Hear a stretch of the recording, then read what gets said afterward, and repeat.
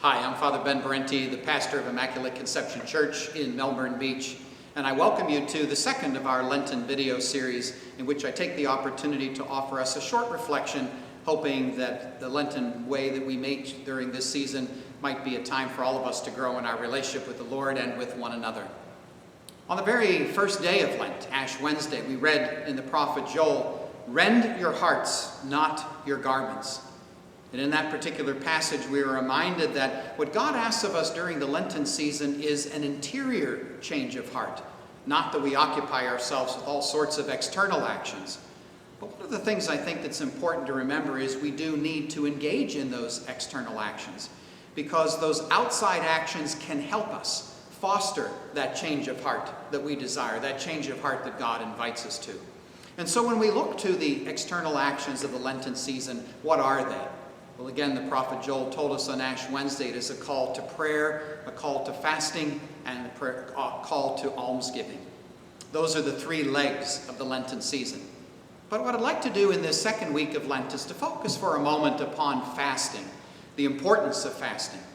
I like to think of fasting, whether it be something that we give up in terms of physical food or drink, or whether it's fasting from bad language, fasting from too much television or internet use, whether it's fasting from making unkind comments to other people, fasting from our prejudices, whatever the shape and form that our fasting takes.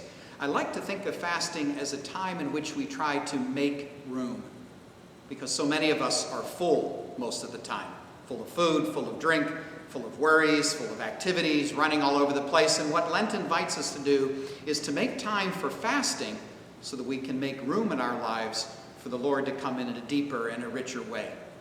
Fasting allows us to get in touch with our deepest, most true hungers and thirsts. Fasting allows us to examine what we consume. Not only what we consume in food and drink, but what we consume emotionally, spiritually. Because what we consume sometimes consumes us.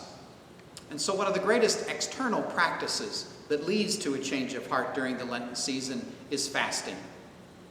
The other admonition I would give us as we enter our second week of Lent is to beware of overdoing things.